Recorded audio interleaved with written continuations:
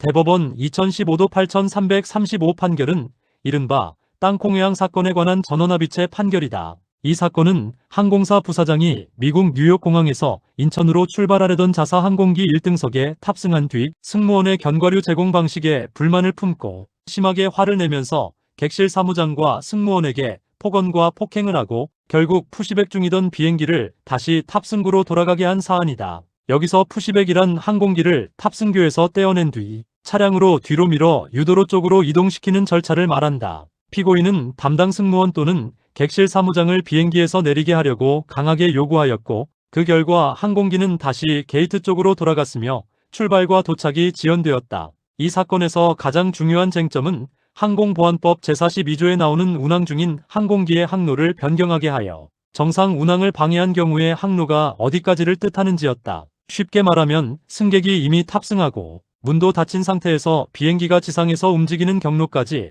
항공보안법상 항로에 들어가는지가 문제였다. 검사는 푸시백이 이미 시작되었으니 항공기는 운항 중이고 그 상태에서 비행기를 다시 탑승구로 돌린 것은 항로 변경이라고 주장했다. 반대로 피고인 측과 원심은 항로라는 말은 기본적으로 하늘길, 곧 공중의 경로를 뜻하므로 지상 이동 경로까지 포함한다고 볼 수 없다고 다투었다. 대법원 다수 의견은 결국 피고인에게 유리하게 판단하였다. 대법원은 항공보안법에 항로의 정의 규정이 따로 없으므로 우선 일반적인 말뜻에 따라 해석해야 한다고 보았다. 그리고 항로라는 말은 사전적으로 항공기가 통행하는 공로, 즉 공중의 길을 뜻하므로 본래 공중 개념을 내포한다고 판단하였다. 또 다른 항공 관련 법령에서도 항로는 항공로와 비슷한 의미로 쓰여왔고 입법자가 유독 항공보안법 제42조에서만 항로를 지상, 이동 경로까지 포함하는 넓은 의미로 사용했다고 볼 자료도 없다고 보았다. 그래서 승객이 탑승하고 문이 닫힌 뒤에는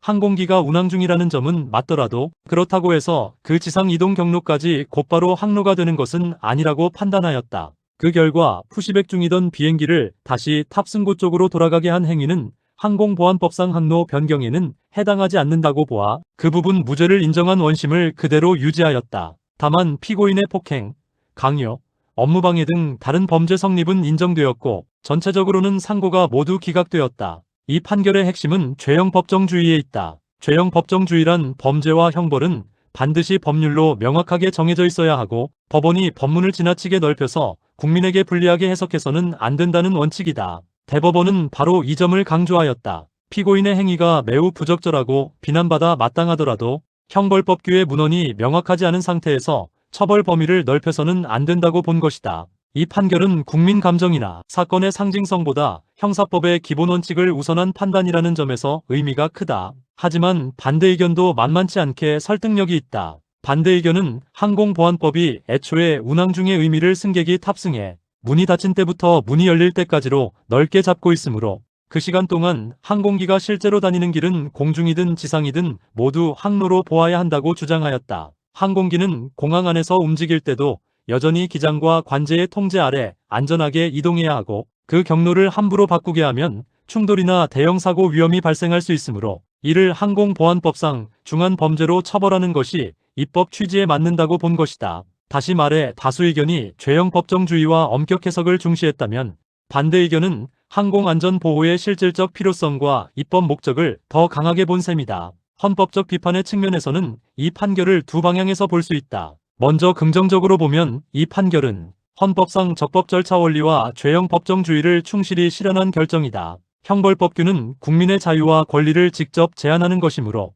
그 의미가 애매하면 법원이 처벌을 넓히는 쪽이 아니라 제한하는 쪽으로 해석해야 한다. 그런 점에서 다수 의견은 헌법상 기본권 보장에 충실하다고 평가할 수 있다. 그러나 다른 한편으로는 항공기 안전과 승객의 생명신체 보호라는 공익 역시 매우 중대한 헌법적 가치이므로 지나치게 좁은 해석은 공공의 안전보호라는 국가의 책무를 약화시킨다는 비판도 가능하다. 특히 지상 이동 중인 항공기도 대형사고 위험이 큰데 이를 항공보안법상 항로 개념에서 제외하면 실질적 안전보호에 빈틈이 생길 수 있다는 점에서 아쉬움이 남는다. 형사법적으로 보면 이 판결은 매우 전형적인 엄격 해석 판결이다. 형법은 최후 수단이므로 아무리 비난 가능성이 큰 행위라도 법문이 명확히 포섭하지 않으면 처벌할 수 없다는 태도를 분명히 했다. 이 점은 형사법의 보장적 기능을 잘 보여준다. 다만 비판도 있다. 항공기의 지상 이동은 실제 운항 절차의 중요한 일부인데 이를 공중 운항과 지나치게 분리해 본 것은 현실의 항공 운항 구조를 충분히 반영하지 못한 해석이라는 지적이 가능하다. 또한 결과적으로는 같은 위험행위라도 공중에서 일어났는지 지상에서 일어났는지에 따라 적용 죄명이 크게 달라질 수 있는데 이는 법정형의 균형이나 처벌의 실질적 타당성 측면에서 문제를 낳을 수 있다. 결국 이 판결은 법리적으로는 엄격하지만 정책적으로는 입법 공백을 드러낸 판결이라고 할 수 있다. 이 사건의 법의학적 쟁점은 살인이나 중상해 사건처럼 전통적 법의학 감정이 중심이 되는 유형은 아니지만 그렇다고 법의학적 요소가 없는 것은 아니다. 우선 피고인이 객실 사무장의 손등을 설명서로 때리고 승무원에게 설명서를 던져 가슴에 맞힌 행위는 폭행의 유형과 강도를 어떻게 볼 것인지가 문제될 수 있다. 실제로 상해 여부가 다투어졌다면 손상 부위의 발적, 타박상, 통증, 진료 기록, 피해 직후 사진 등이 중요한 자료가 되었을 것이다. 또한 객실 사무장과 승무원이 극도의 위압감과 공포를 느끼며 자유로운 의사결정을 하지 못한 상태였는지도 중요하다. 강요죄에서 협박의 정도를 판단할 때는 단순히 말의 내용만이 아니라 당시의 분위기, 피고인의 지위, 피해자의 심리 상태가 함께 고려되어야 한다. 따라서 법정신의학적 관점에서는 순간적 공포 반응, 급성 스트레스 상태, 조직 내 권위관계가 의사결정 자유를 얼마나 제압했는지가 하나의 쟁점이 될 수 있다. 과학수사 쟁점은 이 사건에서 오히려 매우 중요하다. 이 사건의 진실은 사람들의 말만 들어서는 정확히 복원하기 어렵고 객관적 기록을 통해 재구성할 필요가 있기 때문이다. 가장 중요한 자료는 항공기의 이동 기록이다. 푸시백이 언제 시작되었는지, 얼마나 이동했는지, 어느 시점에서 중단되었는지, 다시 탑승구로 복귀한 시간은 언제인지, 실제 지연 시간은 얼마인지 등은 항공기 운항 기록, 지상조업 기록, 공항 관제 기록, 계류장 통제 기록 등을 통해 객관적으로 확인할 수 있다. 이러한 기계적 기록은 관계자들의 진술이 엇갈릴 때 사실 인정의 핵심 근거가 된다. 또한 기내 인터폰 통화 내용, 기장과 객실 사무장 사이의 연락 경위, 승무원 업무 인계 내역, 항공사 서비스 매뉴얼, 교육자료, 내부 보고 문건 등도 중요한 증거가 된다. 특히 이 사건에서는 사후 은폐 시도와 증거 삭제가 문제되었기 때문에 디지털 포렌식의 중요성이 매우 컸다. 파일 삭제 지시, 컴퓨터 교체, 보고서 수정, 허위 경위서 작성 여부는 단순한 종이 문서 검토만으로는 파악하기 어렵고 전산 로그, 파일 생성 수정 삭제 시각, 이메일 송수신 내역, 메신저, 지시 내용, 저장 장치 교체 흔적 등을 분석해야 한다. 이런 점에서 이 사건은 기업 내부 범죄나 조직적 은폐 사건에서 디지털 증거 확보가 얼마나 중요한지 잘 보여준다. 수사상 또 하나의 중요한 문제는 초동 진술의 오염 가능성이다. 회사 내부의 강한 위계 질서 속에서 관련자들이 상급자의 뜻에 맞춰 진술을 바꾸거나 축소할 위험이 매우 크기 때문이다.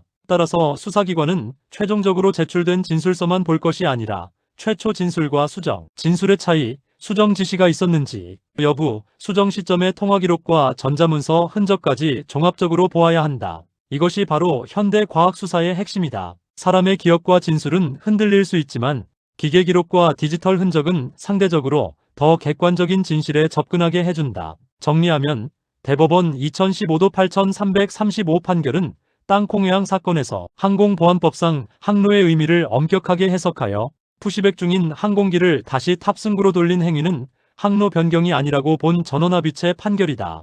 이 판결은 죄형 법정주의와 엄격해서 원칙을 분명히 했다는 점에서 헌법적, 형사법적으로 큰 의미가 있다. 반면 지상 이동 중 항공기 안전을 충분히 보호하지 못하는 결과를 낳을 수 있다는 비판도 가능하다. 법의학적으로는 폭행의 실제성과 강요 상황에서의 심리적 압박이 문제되고 과학수사 측면에서는 운항기록, 통신기록, 전산자료, 디지털 포렌식이 사건의 진실규명에 핵심 역할을 한다. 결국 이 판결은 법원이 해석으로 처벌 범위를 넓히는 데는 신중해야 하지만 필요한 경우 입법자가 보다 명확하게 법규를 정비해야 한다는 점을 함께 보여준 사건이라고 할 수 있다.